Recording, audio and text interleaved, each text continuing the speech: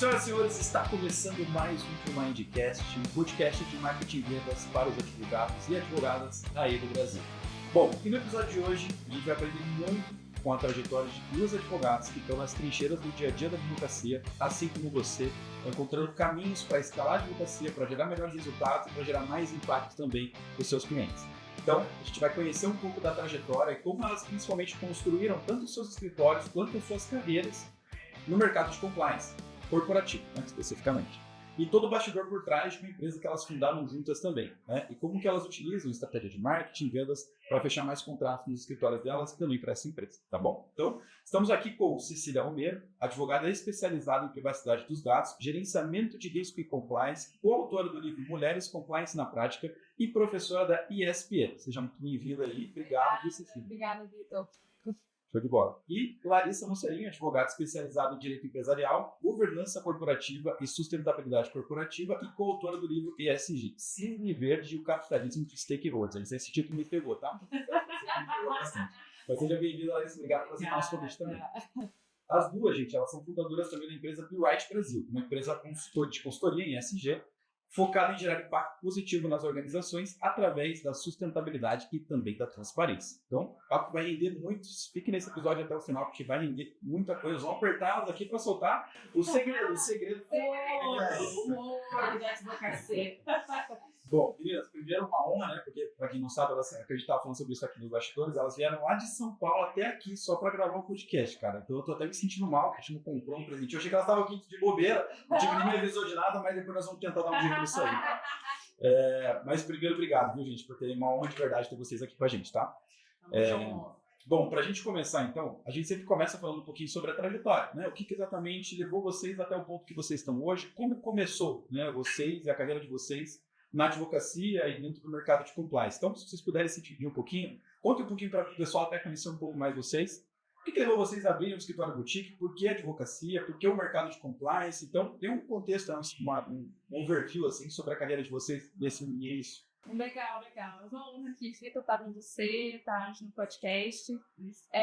Falando um pouquinho da minha trajetória, eu já estou em compliance há 11 anos, foi logo na aprovação da Lei de Corrupção Brasileira ali em 2013. 2014, as coisas começaram a esquentar muito, que é a Operação Lava Jato.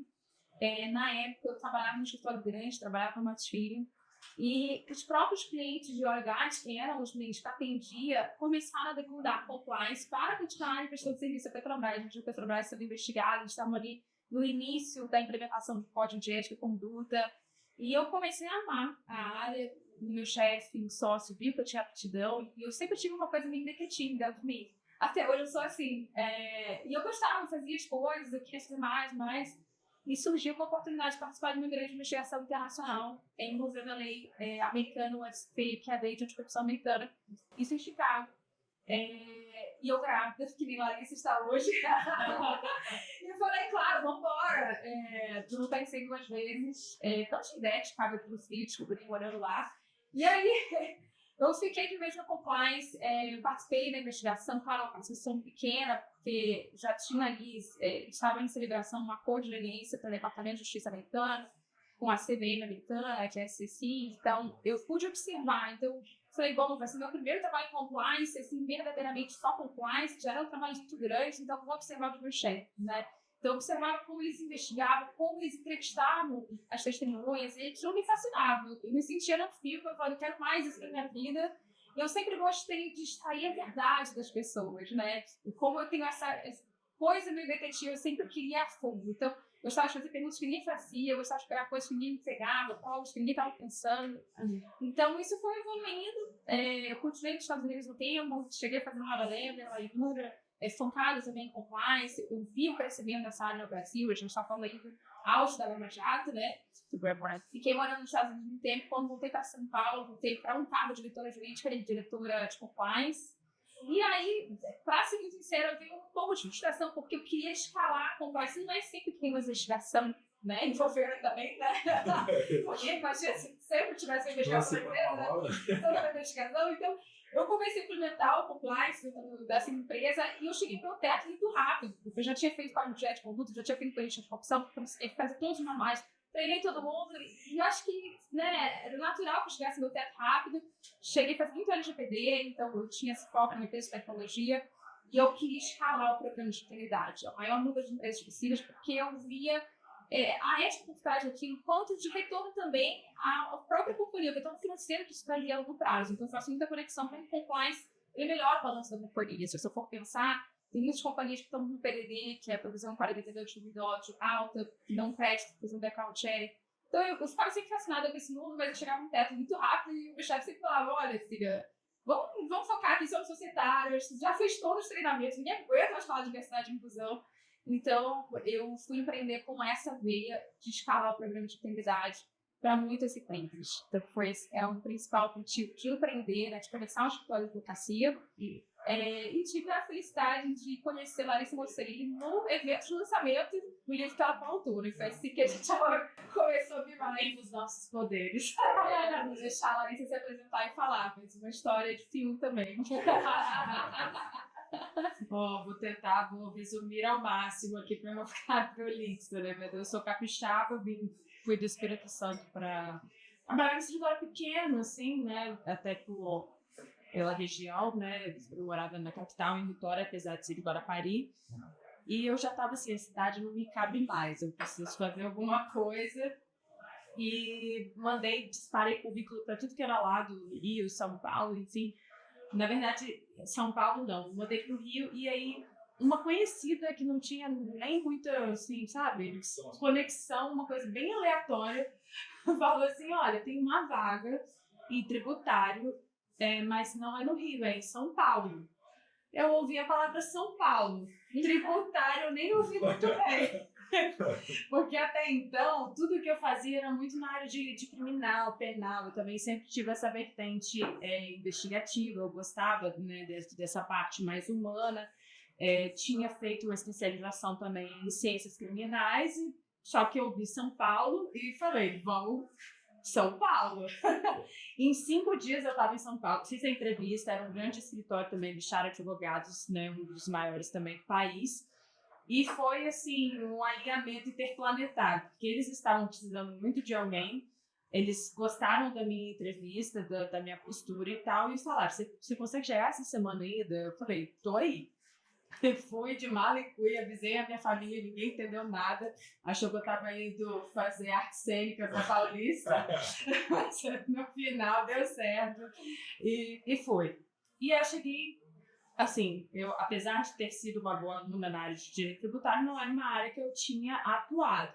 Eu falei, já que eu não tenho a base técnica, a base tenho, mas não tenho a experiência prática, eu vou dar tudo que eu tenho. Então, isso né, para o mundo jurídico é muito importante para todas as áreas, né? Mas as pessoas às vezes acham que elas só vão se desenvolver quando elas estiverem fazendo o trabalho que elas sonharam, que vai caber com todos os critérios. E eu já penso ao contrário, né? Eu vejo que aonde você estiver, você tem a oportunidade de aprender e de trazer coisas, mesmo que às vezes não seja naquela área que você sonhou ou pensou. E assim foi. Eu trabalhava muito, né, como Cecília também, 14, 15 horas por dia. Então, nas avaliações eu me saía muito bem, porque tinha muita iniciativa, proatividade, e eu corri atrás da base técnica. Entrei numa pós na GV e fui correr atrás do que era necessário para desempenhar aquela função. Fiquei nesse escritório durante 3 anos e meio. E eu era tipo o santo expedito do escritório, assim, todas as causas impossíveis vinham para lá. Então, que ninguém conseguia resolver ou que fosse fora de São Paulo, e todas as M&As e due diligence caíam em mim. Então, eu fui fazendo tudo. Eu falei, eu quero as coisas mais difíceis, as coisas mais problemáticas, eu quero resolver tudo porque eu quero aprender. Rodei esse Brasilzão, trabalhei com clientes muito bons, com fibra e celulose, Yamana, Mineradora, participei da operação do Pão de Açúcar, Via Varejo.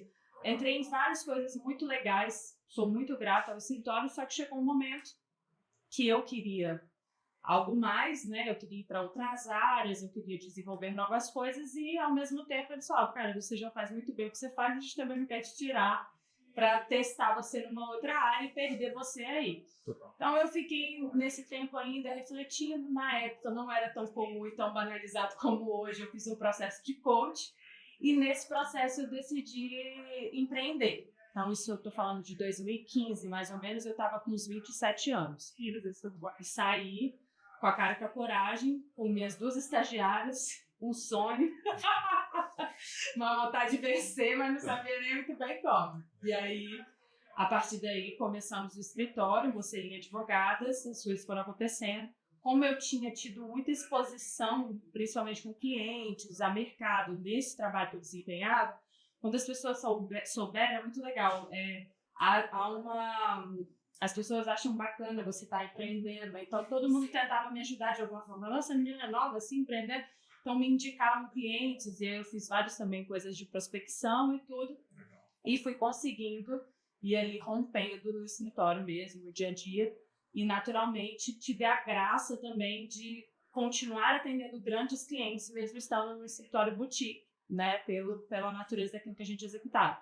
Então isso também me deu muito know-how e o mercado também foi me direcionando para onde eu via que as oportunidades estavam caminhando, né? Eu gosto sempre de estar na frente. Então, eu comecei a enxergar essas mudanças de mercado, a área de governança, compliance, a due diligence, querendo ou não, é uma parte fundamental do compliance. Então, tudo isso foi me direcionando para a gente chegar até hoje aí na Be-Right. Legal. Show de bola, gente.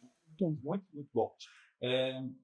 Então vamos só entender antes de eu partir para uma pergunta, esse detalhe. Como é que vocês se tornaram sócio? Como é que esse negócio aconteceu? Pelo que eu entendi, então foi no lançamento de um livro. Exatamente. Mas como é que foi isso aí? Conta um pouco dessa história de filme, né? Olha, Vitor, sendo muito sincera, eu acredito que Deus não une pessoas, une propósito. Porque no dia que eu conheci a Larissa, eu parei o carro, estacionei, e eu já tinha essa ideia de fundar o escritório, mas acho que como todo mundo, principalmente de novo, está começando, tem medo. Né? Então é muito importante a gente falar as sinceridades aqui, porque muitas vezes há muita vaidade por humildade. Então eu juro pra você que eu pedi um sinal para Deus. E dá um sinal que é isso, é o empreendedorismo no meu caminho. Daí o pessoal faz parte de um grupo chamado Compliance Women Committee. São 500 mulheres do Brasil inteiro, um grupo grande no WhatsApp, com uma organização 1000 mensagens por dia, um grupo bom, também uma boa fonte de indicação de clientes, e elas me falaram, hoje vai ter um lançamento de livro de ESG. Eu já estava querendo fazer, né, o escritório focado em compliance e governança corporativa e já vi o crescimento de ESG muito atrelado à governança. Eu falei, vou nesse lançamento, era perto, até na minha casa, no shopping perto, parei o carro no estacionamento e parei nesse dia e falei com Deus. Falei, olha, se for para realmente eu viver no empreendedorismo, né, largar, né, o meu carro de letras jurídicas, letras compliance, me deu um sinal. Eu subi na livraria. Eu não esqueço esse dia, na livraria do Shopping JK. E a primeira pessoa que eu bati o olho foi a Larissa. E aí não deu, acho que 3 ou 5 minutos de conversa. Ela falou assim, não, eu comecei a escola muito nova. Aí eu já gelou, assim, um pouco. Aí eu volto, meu corpo volta a gelar de novo. Porque foi, assim, coisa de 5 minutos. Parecia que a gente tinha combinado. Parecia que Deus tinha combinado com ela. Assim, fala com a Cecília que ela tá no caminho certo. E ela foi me contando, não, abri um escritório com a Cecília, muito nova, hoje o escritório atende grandes clientes, grandes cômodas, ela falou da açaí, falou da Total, grandes clientes. Eu falei, gente, eu fiz as contas, olhava pra Larissa e falei, tem mais ou menos a minha idade. Mas você tava tendo um filho e eu tava assim, e me chamou muita atenção, porque dentro das coautoras do livro Capitalismo e ESG, que a Larissa estava lançando, ela era mais nova de todo mundo. E eu me identifiquei também, porque eu sempre fui mais nova em tudo, que eu resolvi criar, até na minha própria família, saí de casa muito cedo. Mesmo minha família ótima e tal, mas sempre fui muito pioneira nas coisas. E não tem nenhum histórico na minha família inteira de empreendedorismo. A não ser meu avô, assim, muitos anos atrás. Então, esse sinal para mim foi muito importante, né? Porque ninguém poderia me orientar, né? Tava todo mundo também um pouco assustado quando eu decidi. Gente, é isso. E eu vou escalar o programa de integridade. Quando eu falei isso, é bom ressaltar que o foco do compliance migrou da anticorrupção para um foco mais em pessoas, né? Acabou a Lava Jato, então teve diversos movimentos dentro do compliance, que o foco não é mais a celebração da boa experiência, né? O foco está cada vez mais em treinamento de pessoas, diversidade e inclusão, ESG. Então, muita gente, quando eu falei que eu ia viver escalando o programa de integridade, falou dessa forma.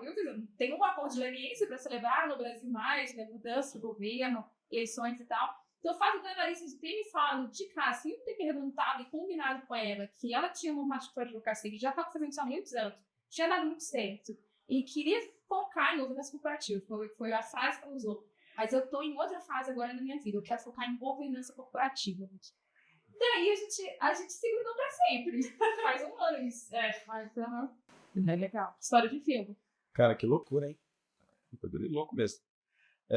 Então, assim, gente, só para fazer um gancho para a gente fechar esse quadro, esse arco da trajetória de vocês, eu sempre gosto muito de trazer aqui o dia zero, né? Então, assim, como começou a história, se diz assim, cara, o primeiro dia, eu sempre gosto de lembrar, o primeiro dia que eu abri o escritório, o primeiro dia que eu abri a minha empresa, o primeiro dia que eu comecei a fazer o que eu faço hoje, porque é sempre uma loucura, né? Porque cada um vai para um lado, e eu acho que é legal pensar assim, porque muita gente pensa, eu tenho o sonho de abrir meu escritório, eu tenho o sonho de empreender, seja na advocacia ou de alguma outra forma, mas eu não consigo visualizar como começa, né? O primeiro dia ali, o que eu tenho que fazer, por onde eu vou. Então, assim, não existe uma resposta exata. Eu acho que o ponto que eu trago dessa pergunta é justamente isso. Mas então, como começou o dia de vocês, né? O primeiro dia, o dia zero, assim, tipo, cara, ok, estou com o escritório aberto, tá, vai começar hoje. E aí começa com o quê? Como é que é esse dia? Eu gosto desse assunto. Eu sou uma pessoa nerd. E quando eu resolvi empreender, é legal falar isso, para quem está nesse espaço, tem dúvidas.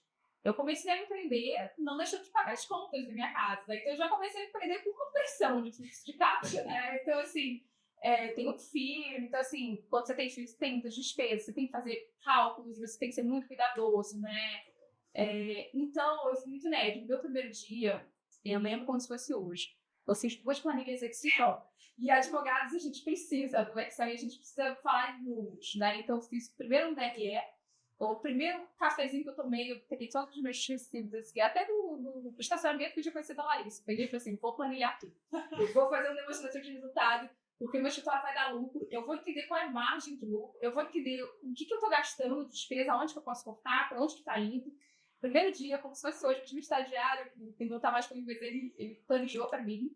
E eu falei, não, ainda não tá bom, deixa eu fazer um DRE mesmo, né? Como eu vi as empresas fazendo M&A, né? Então eu olhava muito o DRE, eu olhava para dois, vou fazer um próprio.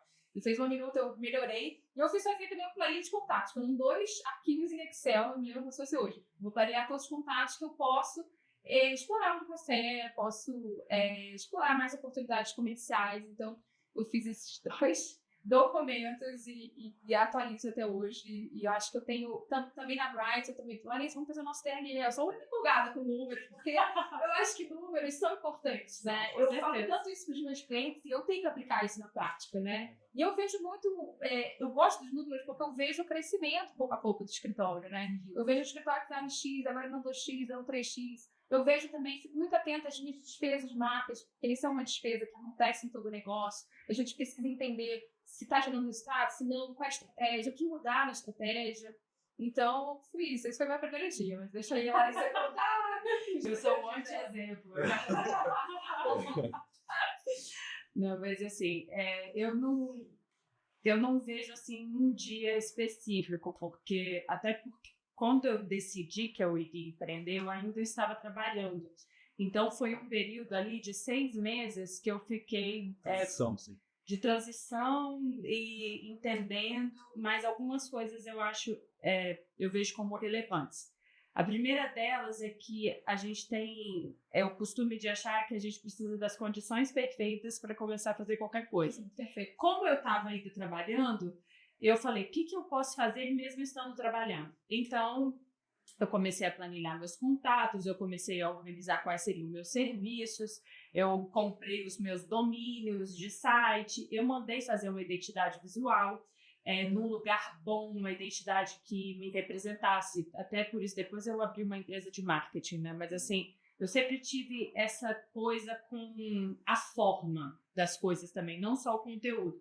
Porque a identidade visual, se você for analisar pelo parâmetro assim, financeiro, não sei o que, você não vai lá. Você consegue empreender sem ter um logo, por exemplo, né? Sem ter uma marca, sem ter... Pode. Só que quando você tangibiliza aquilo que é o seu sonho, você olha assim, você fala, caracas, é o seu primeiro passo que você enxerga que você tem um escritório, entendeu? Antes as pessoas lugar físico, não sei o que, hoje isso já está mais mitigado, mas eu também não tinha lugar físico. O lugar físico era o office do prédio onde eu morava. Então, isso me assombrava também, né? Tipo, nossa, eu sonhava que o cliente vinha e era minha casa. E eu acordava. E aí eu descobri, eu era aqui o tempo inteiro, eu tava mudando esse meio do sofá. Então, eu fui fazendo essas pequenas coisas, mas fiz também essa planilha de contatos, eu fiz, e a identidade visual foi muito importante para mim. Tanto que quando eu saí e mandei meus primeiros e-mails, que eu já vinha conversando com algumas pessoas, nossa, mas você já tem um e-mail, você já tem um site? Isso chamou atenção, porque eu já estava com tudo certo, com o site, com tudo. E isso traz aquele peso de, tipo, é real. Primeiro, você está investindo um dinheiro, você está comprando um serviço, e aí você vai queimando seus navios, né? Você não tem mais para onde voltar. Você vai assim, nossa, eu tenho que fazer isso aqui dar certo, então...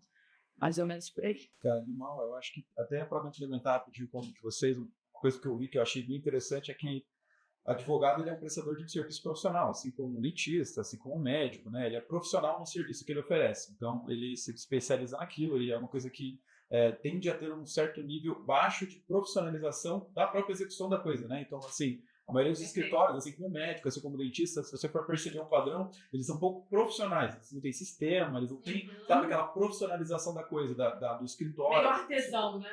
Exatamente. Eu acho que quando você caminha para uma coisa mais profissional desde o início, você já passa uma imagem para quem você está gerando um contato ali. E pegando o exemplo da Larissa, né, ela sempre foi o front da conversa com os clientes nos outros escritórios. Isso representava uma imagem da Larissa, assim, tipo, cara, ela é a pessoa que resolve as buchas, né? Então, assim, quando ela migra para um escritório agora, essa imagem é carregada junto com ela. Então, eu acho que é a mesma lógica para uma marca. Quando você cria essa associação de uma profissionalização, você só não, né, faz o teu escritório, essa lógica, claro, mas principalmente também porque você passa confiança. Um negócio tipo, cara, é uma coisa, não existe, tem um e-mail, tem um site, tem uma coisa que é uma empresa, vamos pensar assim, né? Então aí eu acho que tem essa visão que é bem bacana. E eu sempre também pensei muito em termos de imagem também.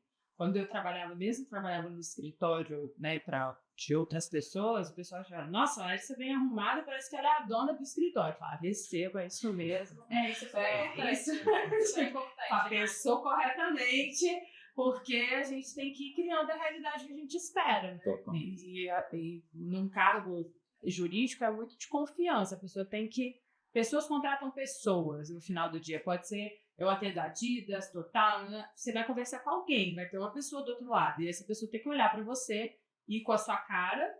Tem essa questão de energia. E aí, quanto mais fake você é, tentando fazer um personagem e ser o técnico, você distancia, porque a pessoa ela às vezes não sabe nem porquê, mas passa uma coisa falsa. E às vezes é você querendo se montar demais e passar uma imagem de uma coisa que você não é. Então é legal você pegar até os seus defeitos e as questões que você tem, até profissionais, e utilizar isso a seu favor. Então, eu peguei, por exemplo, esse exemplo de estar na minha casa, estar no office do escritório, eu já tinha um discurso, caso alguém pergunte alguma coisa, isso reduz o seu preço, o seu honorário fica mais barato por causa disso que se eu tivesse com um lugar com uma pedra de mármore. Então, é que hoje é muito mais comum, né? Os escritórios estarem. Mas em 2015 era assustador. Você foi pioneira mesmo. Hoje já conheci depois, rapidamente, assim, 6 meses a gente já estava com um lugar nosso, mas assim, esse início, né, que você está entendendo ainda, foi bem isso. Show de bola, gente. Legal.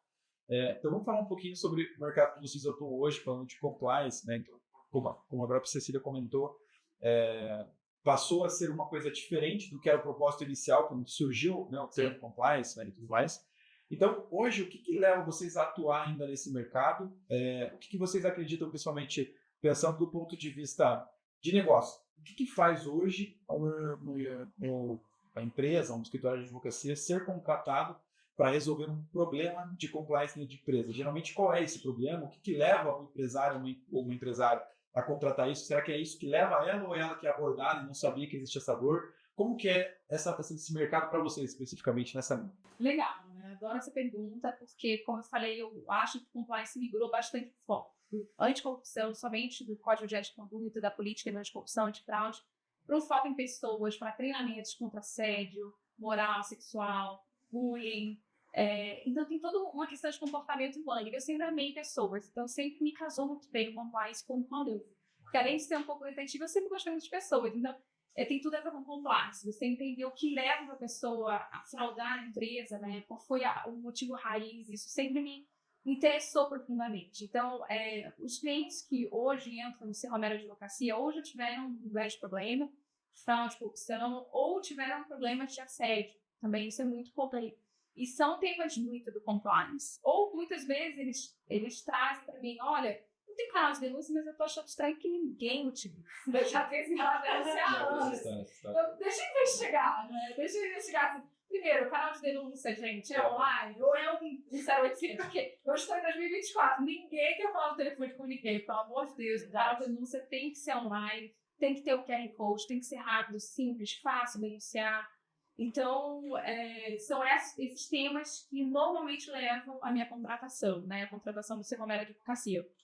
E quando a gente está fazendo um trabalho de compliance, a gente vai falando também de governança corporativa, porque para eu tratar um caso de fraude de corrupção, eu primeiro preciso criar um comitê de ética. Isso já mete na governança da empresa, tudo vai fazer parte do comitê.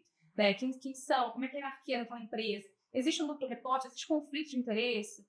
Então, eu já vou mexer muito na governança corporativa. Isso eu fui entender que era um passo também para vender o relatório ESG, e por isso eu segmentei junto com falar isso no negócio da B-Rides, né? E aí, com outro foco, também muito focado em marketing de comunicação, como é que a gente vai gerar um relatório que entregue um diferencial competitivo para esse cliente. Mas, normalmente, chegam até mim clientes que tiveram casos, às vezes pontuais, mas que resultaram em um prejuízo muito grande para a empresa. E muitas vezes eles não entendem a correlação entre compliance e o impacto do balanço financeiro. E eu gosto muito desse tema. Então, se um cliente ele já teve um problema de desvio, de fraude, de corrupção, ou um pequeno furto ou até funcionários que não devolveram computadores, eu sempre começo com o balanço da companhia. E isso eu acho que gera até uma surpresa positiva, porque poucos advogados são lembrados por verem números, né? E eu gosto de trazer números a temas que parecem entendidos, mas são muito práticos e refletem no balanço da companhia. Então, eu tive clientes que tinham problemas ali no PDD, que estavam dando crédito sem fazer o devido background check, que é a verificação do antecedente. Então, às vezes, estava vendendo para, enfim, varejo, estava vendendo para clientes que já estavam em recuperação, em falência. Então, sabia que era um crédito dos 12, mas não tinha feito a due diligence completa. A gente já está um pouquinho aí do compliance raiz da due diligence. Então, normalmente eu faço essa correlação e mostro para o cliente que o balanço dele ele pode melhorar em muito. Né? Então, isso já gera uma atenção, principalmente da alta direção, que muitas vezes é resistente ao programa de integridade. E tem outras pesquisas de mercado, para quem sabe, no processo de valuation, a reputação da companhia pode chegar a 30%. Então, eu vou trazendo números para começar o programa. Começo sempre pela matriz de risco, que acho que é o grande primeiro passo do programa. Entender quais são todos os riscos da companhia hoje, que depende do segmento dela de mercado. O varejo ele tem riscos próprios do varejo, por exemplo. Tem um índice de perda de mercadoria muito grande, chega a 30%. E falta de governança corporativa, perda de estoque, furto, interno e externo. Então, já são grandes problemas do compliance para resolver o adoro varejo.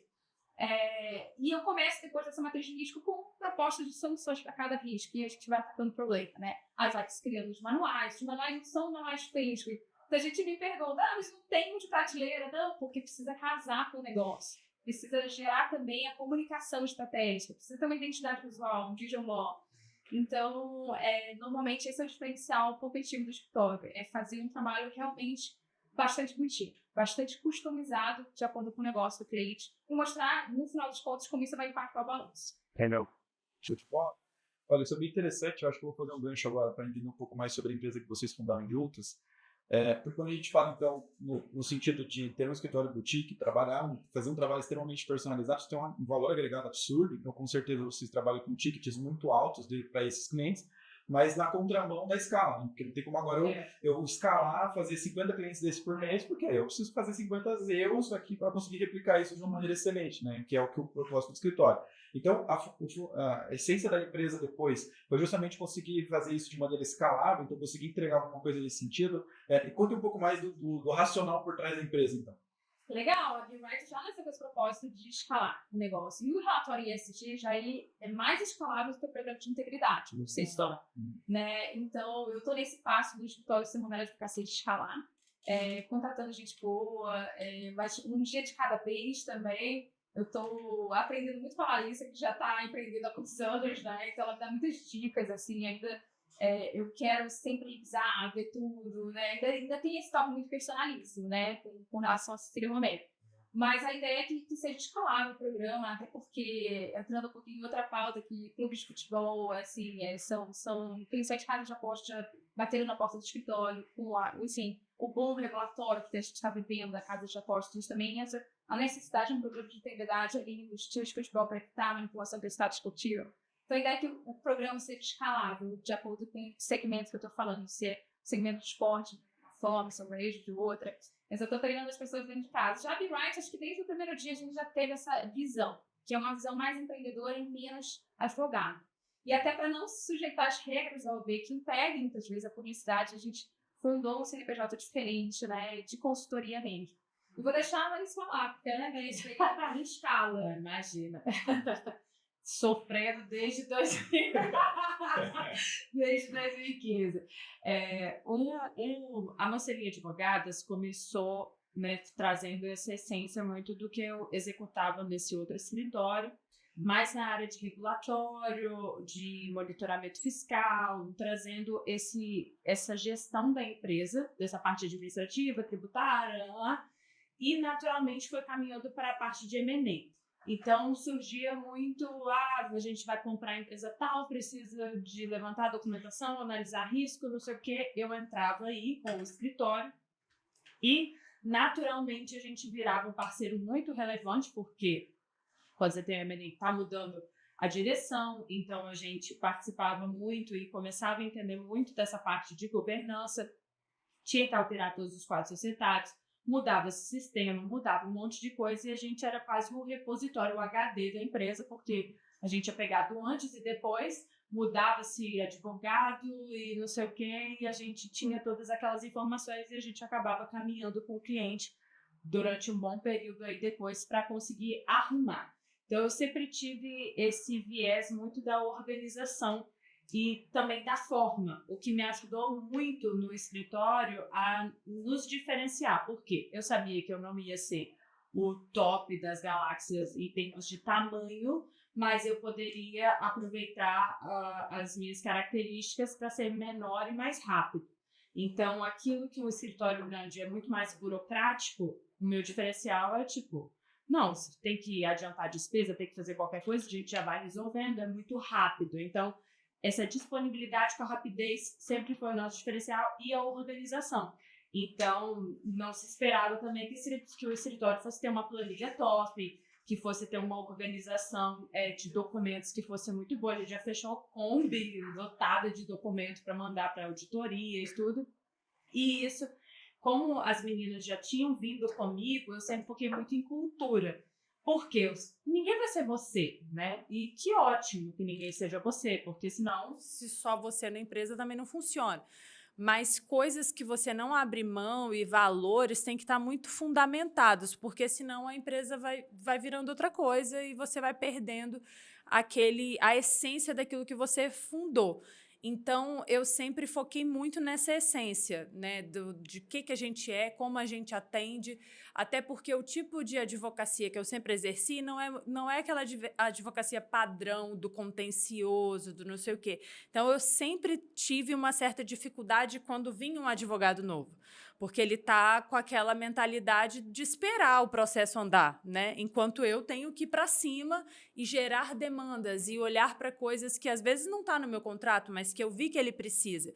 Então, essa postura fez com que a gente se tornasse parceiros muito estratégicos para a empresa, porque ela sabe que ela pode contar com a gente para tudo. Então, teve um M&A recente que a gente participou da compra de ativos da EDP e tal, que até contratar a gente para eles, a gente contratou. Isso não faz parte do nosso core business, mas, assim, era um momento, a gente sempre deixa claro para que você não se descaracterize, mas, assim, a gente viu que era uma necessidade que eles tinham naquele momento, porque eles não tinham nem jurídico interno ainda, porque era uma empresa nova que estava sendo fundada.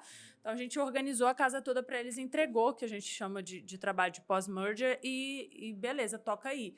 Então, a gente também quer ser desnecessário em algum momento, porque você resolve tudo, chega uma hora que não tem mais nada para resolver.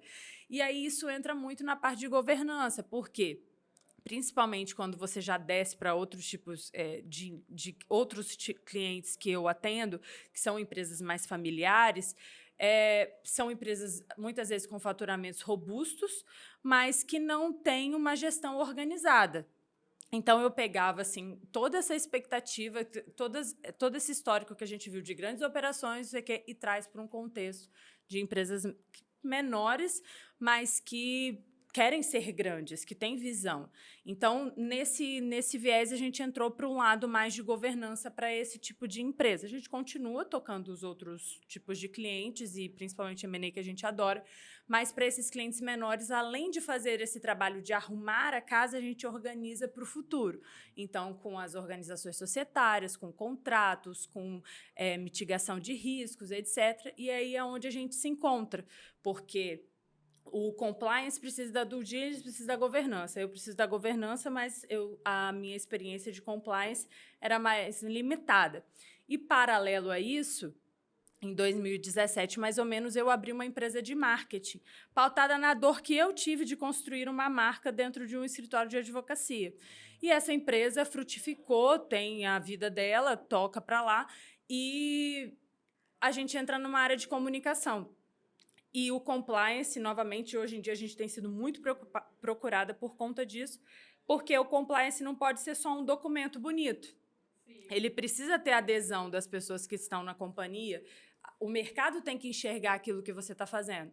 Então, a gente se apodera desses recursos do marketing, da governança, de tudo, e aí a gente começa a falar, cara, mas e aí? A gente vai fazer isso pelo C. Romero, a gente vai fazer isso pela Mocelinha Advogadas, e a gente ficou tentando entender qual que seria esse caminho, e aí é onde nasce a Be Right, que a gente fala, não, vamos facilitar essa comunicação. Ao invés da pessoa falar, você vai passar pelo compliance no C. Romero, aí você vai para a governança, aí depois você vai para a empresa de marketing. Vamos trazer esse serviço mais consolidado dentro de uma bandeira que não tenha nem meu nome nem o seu, porque aí a pessoa também tem uma outra expectativa, né? Ela não está indo buscar a Mocelinho ou a Romero, né? Ela está indo para uma empresa que tem o nome dela, que tem a identidade dela, então fica menos personalíssimo também. E isso é um pouco do que a gente está buscando para conseguir desassociar um pouco desse boutique, porque o boutique ele está no formato, né, que você é feito, na customização, mas não necessariamente precisa ser a pessoa. Então, quando você está com uma cultura mais forte, você consegue implementar isso. E eu tenho pouquíssimos problemas, assim, ninguém me liga mais, assim, sinceramente. Me liga, assim, quando quer viajar na maionese. Sabe que eu sou mais a futuro, estratégia, para onde que a gente vai olhar agora. Mas operacional, dia a dia, eu sou sempre surpreendida, todo mundo, nossa, fulano de tal me atende super bem, tal. Então, é mais ou menos por aí, para conseguir sair um pouco desse... Perfeito, e complementando você, até a ideia da Be Right já foi um nome internacional, diferente do escritório de advocacia. Então, a gente queria uma empresa com raízes nacionais, porém, já focando num mercado mais global. Mais amplo. Então, o próprio nome, ele já revela um pouco do nosso processo de criação, né? E aí, eu acho que a cereja do bolo, que a gente botou um pontinho antes do Bright, era para ser Bright Consultoria, e eu trouxe essa pegada de compliance, vamos falar um pouco de ser, né, correto, de estar correto, então vamos botar um ponto antes do Bright, que aí fica esse joguinho no nome, Be Right ou Bright, né, dependendo do dia a gente fala de uma forma diferente. Muito bom, muito bom.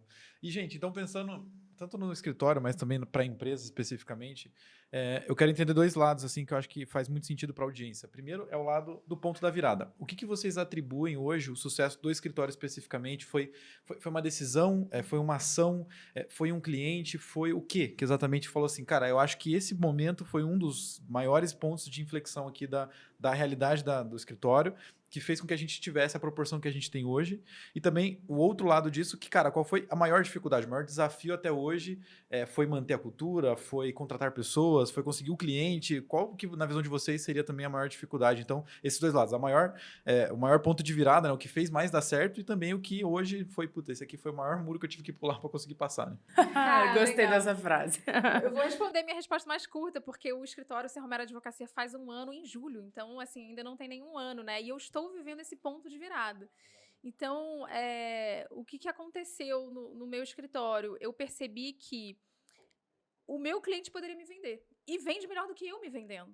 né? Então, sem nenhuma pretensão, eu fiz um evento com um parceiro chamado Ouvidor Digital, que é um parceiro que só faz canal de denúncia digital, e é um parceiro, assim, muito grande. Ele fez, inclusive, o Comitê Olímpico, na época das Olimpíadas, e atende os atletas, né? Para os atletas poderem denunciar qualquer tipo de assédio sexual, principalmente as meninas, né? Do esporte ali, de uma forma online. Até eles usam o WhatsApp, então eles têm contrato com a Meta. Então, eles já eram um parceiro muito grande, apostaram no meu escritório, assim, ali no dia do DRE. Postaram do D0, viram alguma coisa em mim, viram o meu amor pelo compliance, e a gente fez um evento juntos no meu escritório. E eu nunca imaginei que esse evento teria um alcance tão legal. Então, eu estou vivendo meu momento de virada, porque a gente trouxe cada um cliente para contar o case, né? Então, eles trouxeram o cliente deles para contar como está sendo o programa de compliance dentro da empresa e como foi a implementação no canal de denúncia. Eu trouxe um cliente meu para falar como está sendo a implementação do programa de integridade pelo C. Romero Advocacia. O que a gente não imaginava é que um cliente vendeu para o outro, né? E ele já foi uma ideia deles, eles já tinham falado, olha, falar de cases é mais prático para todo mundo, levanta questionamentos que outros podem ter, mas não pensaram. Então, a gente fez ali um evento para quem era nossos clientes, também para quem estava no topo de funil, potenciais clientes, pessoas que, enfim, empresas a gente já tinha feito proposta, mas ainda não tinha entrado. E o que eu percebi eu tenho a sorte de ter um cliente muito, muito legal e muito eloquente, e ele começou realmente a vender o meu escritório, muito melhor do que eu mesmo. Eu estou quase contratando meu cliente aí, mundo afora, para ele falar do C. Romero Advocacia. E eu percebi que os outros que não eram meu cliente começaram a perguntar para o meu cliente, mas por que o C. Romero Advocacia mexeu no MVV, na missão, visão e valores, para montar um programa de integridade? Como se correlaciona? E o cliente falou, não, é muito importante ter visão do todo, né? Para gerar engajamento dos funcionários, dos colaboradores, eles precisam se sentir representados. E aí a companhia tinha um MVV muito antigo, justamente da década de 90, não estou brincando. E a gente foi a primeira coisa que a gente viu, assim, eu já botei o meu pessoal de marketing para olhar junto comigo, e foi algo que eu não imaginaria também que gerasse tanta repercussão, né? A gente criou algo realmente que valorizasse esse cliente, é um cliente que está no segmento de beleza, então, assim, era mais importante ainda que os colaboradores se sentissem representados, e a gente colocou uma frase que é ser a sua melhor versão. E quando eu cheguei para fazer também um treinamento de compliance na fábrica, todo mundo falava isso, eu adorei ser a sua melhor versão. Então, assim, a gente às vezes não imagina o alcance de certos trabalhos. E esse evento especificamente, e se vocês querem escalar o negócio de vocês, mais do que o boca a boca, fazer eventos estratégicos, e esse evento que eu fiz, por exemplo, foi um café da manhã com um parceiro. Procurem parceiros que possam também trazer outros clientes para o seu topo de funil, né? E faça essa apresentação de cases, porque fica uma venda muito mais orgânica. E daí, desse evento, surgiram alguns calls e alguns follow-ups. Então, eu estou vivendo esse momento de virada e a dificuldade maior é escalar o time. Eu diria que, além da cultura, eu ainda sou um pouco perfeccionista. É ter alguém ali que entrega a mesma paixão que eu tenho pelo compliance, porque eu não empreendo, assim, apenas pelo ponto de vista financeiro, né? Apenas para ter um resultado financeiro, apesar de eu ser muito focada em números, mas eu sempre tive esse amor pelo compliance, antes dele ser uma área consolidada no direito, né? Eu já tinha ali meu quê de detetive, já queria mexer em tudo, montar um código de ética. Então, assim, tem tanto amor envolvido que eu tô com essa dificuldade de realmente escalar o time para todo mundo ter a mesma paixão, né? Eu não gosto de contratar gente que só vê o emprego por emprego. Eu quero todo mundo que ame esse propósito do compliance, ame levar integridade para as empresas, ame levar autoestima até para as pessoas, porque eu nunca imaginei que o MVV ia reverberar dessa forma. Então, eu estou vivendo ainda essa dificuldade também, de escalar o time. Mas, olha, se você ama compliance, por favor, me procure. Eu estou nessa fase de contratação, mas tem que amar, tá? Não pode só gostar. Legal, show de bola. E você, Lani? Meu Deus. Um queijo e uma rapadura aí. Exatamente.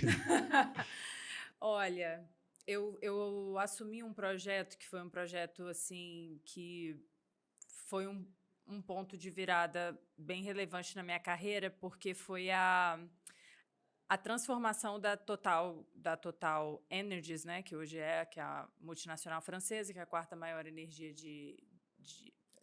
empresa de energia do mundo.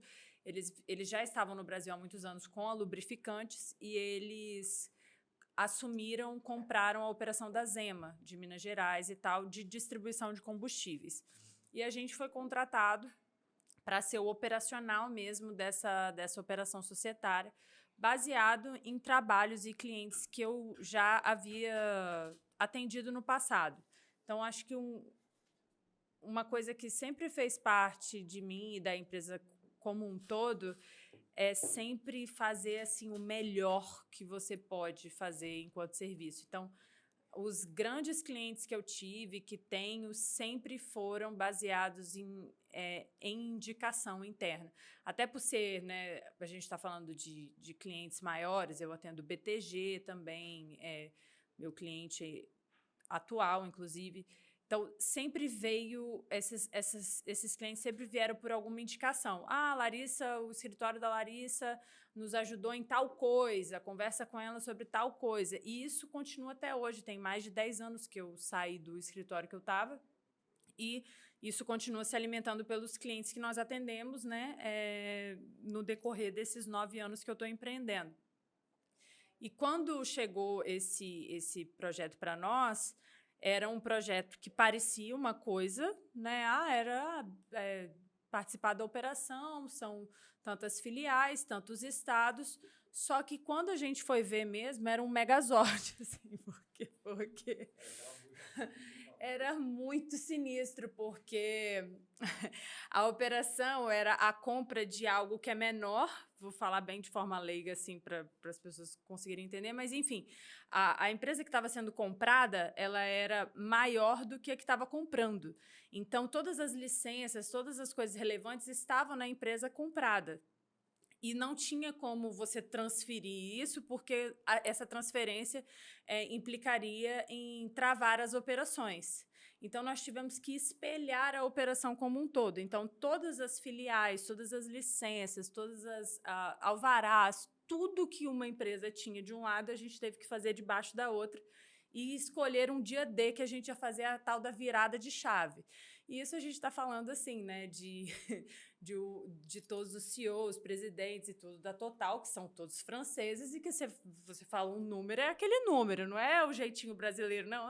Vai ser lá no final de novembro. Nós vamos ver isso aí, fica tranquila. Vamos ver. Não, era dia 5 de dezembro que tinha que acontecer a tal da virada de chave.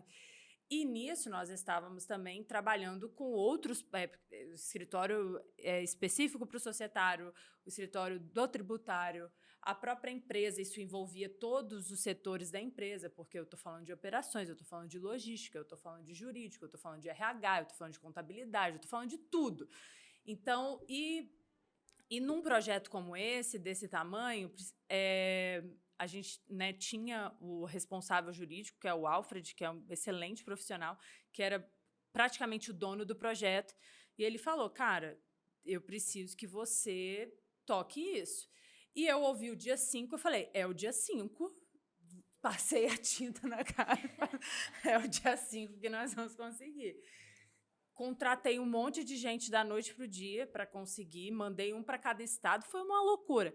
E assumi uma frente que tecnicamente não seria muito a minha, porque já tinha o outro escritório que seria responsável pelo projeto. Só que como eu estava na operação e no dia a dia, os dados mais quentes e mais rápidos estavam comigo. Então, naturalmente, eu puxei essa liderança para poder atualizar todo mundo e manter planilhas muito bem feitas e apresentações e tal. Então, esse foi um grande ponto de virada, porque no dia 5, quando a gente conseguiu, de fato, ativar todas as filiais, e foi realmente na data e tudo, o CEO da época, né, falou assim, o que eu posso fazer profissionalmente por você? Onde você quer estar? Você quer que eu te apresente alguém? Você quer...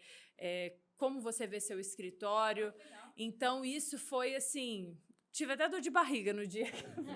Passei até meio mal. Porque embora eu não faça as coisas pelo reconhecimento, eu faço para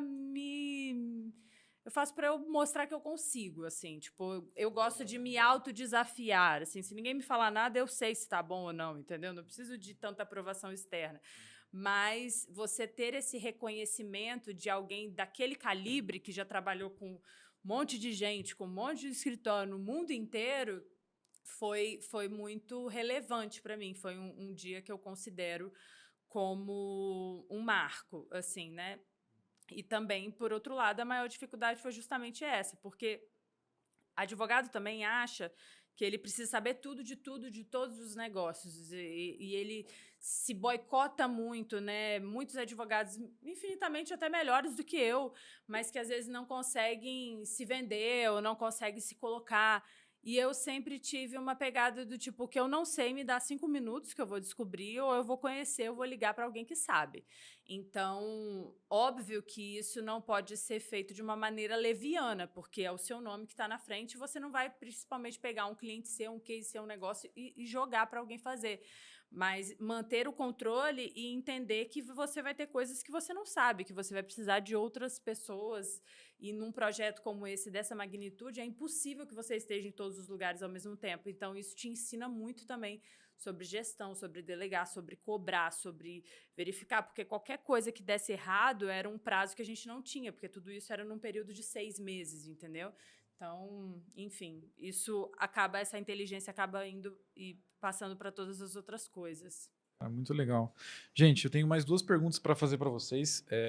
Pensando agora, então, mais do ponto de vista estratégico, mudando um pouquinho de saco para mala, vocês acreditam que, quando a gente fala de grandes contas, como Adidas, como BTG, como, enfim, qualquer outra grande empresa hoje que procura, né, uma questão de compliance, eu acho que o compliance transcende o volume de pessoas dentro de uma corporação, mas ele é mais procurado por uma questão de estar relacionado, às vezes, com processos de M&A, com processos de valuation. Então, isso, de certa forma, está envolvido com mercados um pouco maiores do que o mercadinho do seu Zé, que poderia ter compliance também, mas não está olhando para isso num primeiro momento. Então, como que vocês hoje, como é que funciona esse ciclo, assim? Porque tem muita gente que fala, não, nossa, meu sonho é ter um cliente gigantesco e tal, eu quero conseguir isso, mas a maioria dessas pessoas não tem um processo, né, comercial para abordar esses caras e não sabe como o jogo funciona. E quando entra nesse jogo, se frustra muito, porque quando a gente fala de grandes contas, eu imagino que tem um ciclo gigantesco para tomar decisões, tem que passar por muita gente, tem que voltar e vai. Então, primeiro, esse ponto, como que hoje, quais são as maiores estratégias hoje que vocês utilizam para fazer o processo comercial como um todo do escritório? Vocês abordam quem primeiro, e aí é um tomador de decisão? Como que funciona o funil, vamos dizer assim, de vendas do escritório de vocês ou até mesmo da BeWrite? Legal. No escritório de advocacia, eu reparei que o fato de eu dar aula e de gostar de escrever, inclusive trouxe aqui o presente para vocês do livro que eu sou coautora, gerava muito interesse e um engajamento orgânico, né? E eu acredito que tudo que eu faço tenha muito amor e é muito orgânico ainda. Nunca tive nenhum tráfego pago, nunca... Não porque eu não acredite, eu acho que eu vou chegar nesse estágio muito rápido.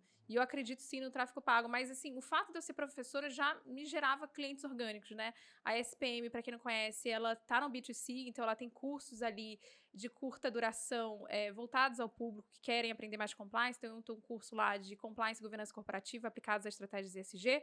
E tem outro agora que eu lancei esse ano, que é inovação em compliance. Então, tem esse curso que vende no B2C, mas a SPM também vende no B2B. Então, eles têm uma outra frente que vendem também empresas, né? Então, eu tive a oportunidade incrível de conhecer diversos executivos, diversas empresas desse ticket alto, né? Então, o fato de eu dar aula e escrever gerou muito negócio, né? A SPM, ela me apresenta muitos potenciais clientes e um grande cliente entrou através desses cursos que eu dou e através de uma apresentação da SPM. Porém, eu descobri também que quando eu entregava no final de ano, todo mundo tem uma prática de dar uma lembrancinha, né? Todos os escritórios de advocacia gostam de fazer isso, né? E o que eu pensei? Gente, ao invés de eu gastar dinheiro, de novo eu em números, fazendo garrafa que ninguém quer, ou fazendo um mousepad, que eu acho que já ficou um pouco batido, gente. Desculpa, eu tenho opiniões muito fortes sobre brindes. Ô Marquinhos, manda embora todas aquelas garrafas aqui. Não, eu gosto de brinde, eu gosto de receber. Se vocês querem me dar, pode me dar. Mas, assim, o que eu pensei? Bom, eu faço política de brindes e entretenimento. Eu mesmo falo que não pode aceitar se passa de R$200. Então, o que eu vou dar para o cliente? Falei, vou dar o livro que eu escrevi. Então, por incrível que pareça, quando eu abri cada livro e fiz uma dedicatória pessoal para vários potenciais clientes, pessoas que eu tinha conhecido há muito tempo atrás, pessoas que a SPM tinha apresentado, executivos que estavam na minha trajetória de anos, né, de carreira em compliance. Quando eu abri cada livro e fiz fulano de tal, no dia tal, tal, tal, você me falou tal frase, eu amei te conhecer, eu espero que o seu negócio renda muito sucesso, eu espero que esse ano você tenha vários projetos bacanas. Então, para cada executivo ou executiva, eu escrevi uma dedicatória, mão a mão. Eu juro, eu passei um domingo inteiro. Eu acordei às 7 da manhã com a minha mãe, que começou a embrulhar cada livro, e terminei às 8 da noite. E só fiz isso no domingo inteiro. E isso me gerou muito negócio. Eu nunca imaginei que as pessoas ficassem tão emocionadas de receber uma dedicatória. E foi também com todo o meu coração, porque era um livro que eu estava ali muito emocionada de escrever e também queria que cada um se sentisse representado, queria que cada um soubesse do carinho que eu tinha por ter conhecido aquele negócio. E isso me gerou, assim, várias oportunidades. Cília, eu recebi seu livro, vamos marcar reunião na semana que vem? Cília, eu recebi seu livro. Poxa, esse ano eu tenho um budget para fazer compliance.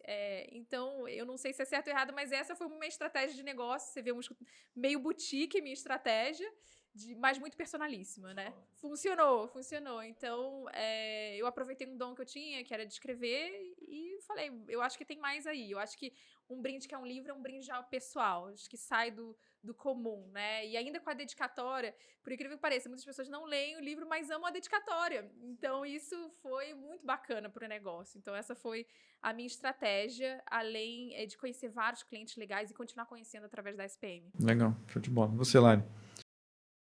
Eu cometi alguns erros.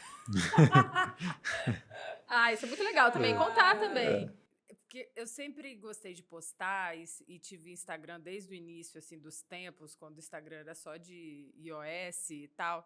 E eu fiz muitas amizades com blogueiras, não sei o quê, e elas eram minhas amigas. Eu falei, não, eu vou me matricular nessa academia cara e vou em todos os eventos com elas para prospectar, né? E fui em todos, ganhei vários brindes sem futuro e não fechei nada. Gastei um dinheiro com a academia, que era mais de R$1.000 a academia lá em São Paulo, né, e tal, e não consegui fazer uma amizade. Que rendesse um contratismo. Nada, não paguei nada, nem a água, nada. Mas também foi importante para eu ver que eu precisava de uma outra empresa que tivesse um outro tipo de serviço. Foi aí que eu também abri a empresa de marketing. Eu falei, eu preciso de um negócio mais fácil de vender, porque não é todo mundo que precisa de um M&A, de um negócio, uma governança. Então, naturalmente, era uma venda mais difícil. E aí você precisa avaliar onde é que o seu cliente está, né? Então, assim, não adianta... pode estar lá na academia? Pode, mas eu, pessoalmente, não sou uma pessoa muito de puxar assunto com quem eu não conheço. Então, beleza, eu posso me esforçar para fazer? Posso, mas não é natural meu e eu vou gastar mais tempo do que para uma pessoa que isso é mais natural. A gente só se conheceu porque a Cecília veio puxar assunto comigo. Eu sou de conversar. Eu não sou muito... Eu converso com quem eu já conheço e tal, embora pareça que eu tenho uma personalidade até mais extrovertida, eu sou mais introvertida. Algo que eu acredito muito são em relacionamentos. E quando a gente faz direito, naturalmente, as pessoas que você estudou vão para caminhos diversos. Então, eu começaria por aí. Porque o seu colega de sala, às vezes, não vai abrir um escritório, vai trabalhar na empresa tal e ele pode ser um contato para fechar um negócio. E o bom da nossa profissão é que quanto mais velho você está, melhor, né? Porque os seus colegas vão assumindo posto de diretoria, vão assumindo outros lugares e eles podem te indicar, mas quem não é visto não é lembrado. Então, eu sempre foquei muito em manutenção de relacionamentos e, por isso, até hoje, essas pessoas me acionam, porque eu faço questão de lembrar de um aniversário de um filho, eu compro um presente e mando, eu tô num lugar, eu lembro da pessoa. É importante você ter uma relação onde você não tá ali só pedindo, porque senão fica desgastante, fica chato, a pessoa nem te atende. Então, eu não fico pedindo coisas ou... Quando há uma oportunidade e tal, eu pergunto como é que está a tal situação, se a pessoa veria alguma possibilidade de fechar um negócio assim assado, mas eu busco gerar esses relacionamentos e fazer essa venda de uma forma mais natural, pelo tipo de cliente que eu atendo. Pode ser que você atenda, às vezes, um contencioso, um negócio mais batidão dia a dia, que você vai ter uma outra forma de captação. Por isso, eu não acredito também em fórmulas prontas. Algo que eu fiz também que me auxiliou foi pelo LinkedIn. Vou falar LinkedIn que a gente está no Brasil, tá? LinkedIn, não. Eu cacei diretor jurídico. Falei, quem me contrata? Diretor jurídico. Então, eu mandei mais de 100 e-mails daquele lá, já fazendo algo também, dando alguma coisa, do que só... Oi, tudo bem? Então, o que eu fazia? Eu pegava, analisava aquela empresa. Onde que essa empresa pode ter algum problema? Então, fazia até uma mini due diligence, pesquisava os processos, dava uma olhada naquilo que eu poderia oferecer como uma solução. Então, a minha mensagem era personalizada também. E nisso, chamava a pessoa para tomar um café e tal. Vamos botar aqui de 100, uns 6 me responderam, mas 2 eram muito relevantes. Um estava na Toshiba na época, o outro estava na Açaí. Eu consegui marcar café e virou pessoas que, assim, talvez eu não tivesse como acessar. E eventos também é muito, muito interessante, porque dependendo do evento que você vai ter mais pessoas ali, ou cursos. Também fiz o liderança na FGV do Abílio Diniz para eu conhecer outras pessoas de mercado. Então, você tem que caçar onde é que o seu cliente está. Total. Gente, show de bola. Eu só vou extrair um pouquinho o conceito para a galera do que vocês falaram aqui. Eu acho que tem muitas coisas relevantes que dá para extrair. Eu vou mastigar um pouquinho mais o insight para a galera. Do que a Cecília falou, que conecta com o que a Larissa falou muito, que eu percebi foi o seguinte. Primeiro, sim, você tem que... eu falo muito sobre essa questão no marketing, propriamente dito, falando do digital ou não, mas você tem que adquirir, né? Aquisição. Então, quando você vai fazer um anúncio, alguma coisa, você está pagando para aparecer para pessoas. Um evento ou qualquer outro tipo de relacionamento offline não é mais do que isso, né? Você está comprando um acesso. Só que aí que está o ponto, que eu acho que conecta com o que a Larissa falou. Cara, eu posso participar de um evento do Simpósio de Direito Previdenciário, não sei do que, não sei das quantas, lá no Rio de Janeiro? Cara, pode, mas quem que vai estar lá? Quem são as pessoas que vão estar lá? Outros advogados. Então, assim, você está no meio da tua turminha, na tua panelinha, e, cara, ali você não vai conseguir gerar cliente. Você tem que entender sempre o momento e onde o teu principal cliente vai estar, e ali ser um canal de fato ativo. Uma coisa que me chamou a atenção, que tem relação com o que a Cecília faz, é porque assim, ela é professora hoje de compliance, mas ela é professora na ESPM. Não sei se vocês conhecem a ESPM, mas é a Escola Superior de Propaganda e Marketing. Então, tipo assim, ela poderia ser professora na PUC de São Paulo, do Direito, da Faculdade de Direito? Poderia, mas isso talvez não abriria a mesma quantidade de portas que a ESPM, que é justamente onde tem os empresários, onde tem pessoas que são de fora do mercado do direito. Então, sim, ser professor, escrever livros e fazer esse tipo de coisa, cara, gera resultado, mas você tem que entender para onde você está direcionando isso, né? Onde você está comprando esse acesso? Você está comprando acesso numa avenida que não passa ninguém. Então, aí você não vai conseguir ter o resultado que você espera. Então, acho que isso é um ponto bem legal, só para extrair para a galera entender que, tipo, cara, sim, vale a pena fazer evento, sim, vale a pena fazer tudo. Só que a grande questão é onde que você está colocando essa energia. Se é de fato um lugar que pode te gerar esse resultado, ou se é na academia Bodytech, por exemplo, que eu não consigo, né? Acho que a academia não foi uma boa, mas eu gostei muito dessa lição aprendida. Exatamente. Boa. Gente, então para a gente finalizar, só para a gente entender um tópico final agora. Então, para o advogado, para a advogada, ou até mesmo para a pessoa que ouviu vocês dizendo tudo que vocês falaram até aqui, o que vocês acreditam que faz a diferença para quem quer atuar e quer ter resultado com compliance corporativo ou que quer construir, empreender? Uma dica final, assim, como se fosse uma mensagem que vai ficar para essa galera para sempre, para quem vai ouvir hoje, para quem vai ouvir daqui a um ano esse episódio. O que vocês acham que seria essa dica que vocês dariam para quem quer se desenvolver melhor dentro dessa área ou de um direito como um todo? Legal, eu vou falar, não tenha medo, porque a quantidade, depois que eu abri o escritório de advocacia, a Be Right com a Larissa, a quantidade de pessoas que me procuram, que tem produtos fantásticos, tá? Produtos, assim, que tem um componente de inteligência artificial, porque pela SPM eu comecei a conhecer muitos executivos que não eram advogados, né? E diversos executivos têm produtos fantásticos, já fizeram site, tá? Já tem logo, já tiraram até foto com fotógrafo, mas não tiveram coragem de lançar o seu produto, né? Então, assim, cada um tem o seu caminho, sua trajetória. Eu até comecei diferente da Larissa, eu não tinha a visão de marketing que eu tenho hoje. Então, eu comecei tentando entender qual era o meu negócio, né? Porque eu sabia que não tinha mais acordo de leniência para celebrar. Então, deixa eu entender qual é o problema que está acontecendo dentro dos departamentos jurídicos ou dentro das empresas. Tá tendo muita assédio, não tá? Tá tendo corrupção, não tá? Fraude, o que está acontecendo? Então, eu fui pra rua e eu não tive medo de me vender, porque eu amo tanto que eu faço que eu sabia que ia fazer bem. Não sabia como isso ia acontecer, né? Então, eu fui criando marketing aos poucos, mas eu sabia que eu ia resolver o problema, porque eu amo e já faria isso de graça. Então, por incrível que pareça, muita gente para quando tem que dar cara a tapa. Quando chega a essa fase de realmente se lançar, falar de si mesmo, falar do seu expertise, falar do compliance, falar do que ama fazer, isso trava muita gente.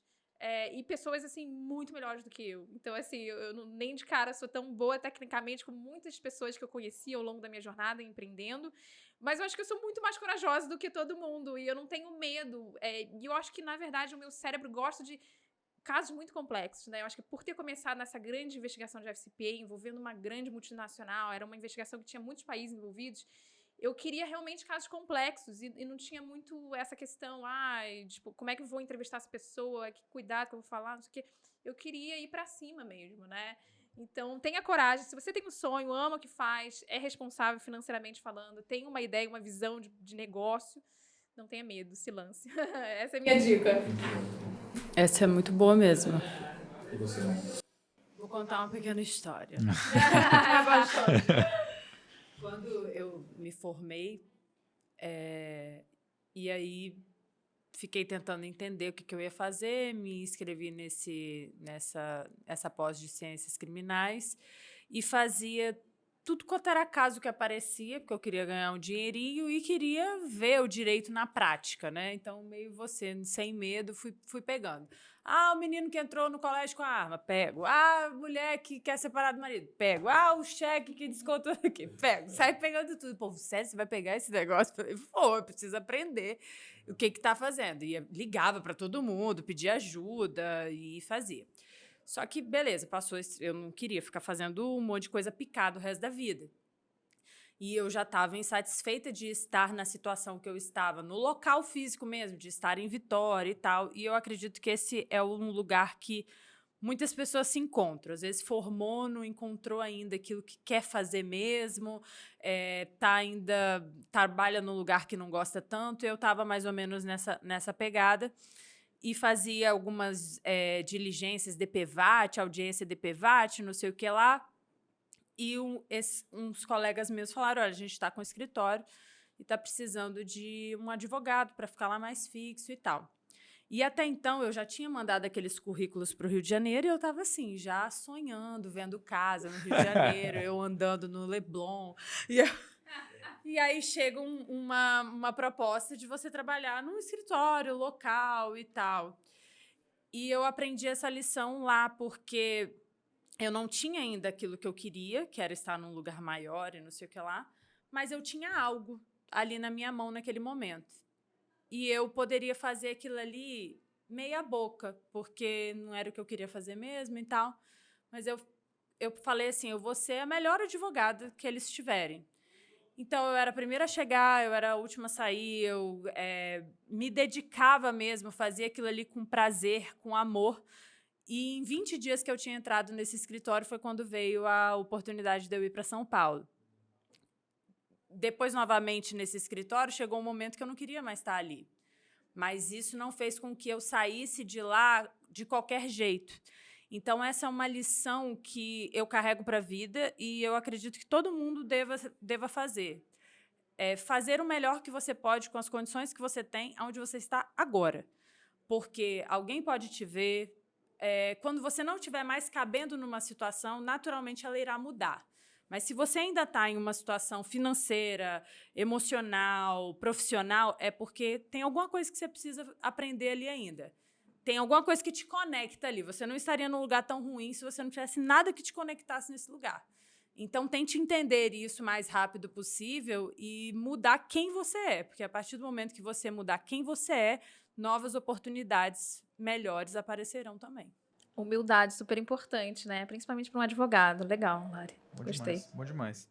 Gente, a gente poderia ficar aqui 3 horas conversando. Boa de conversa demais. Mas vamos lá.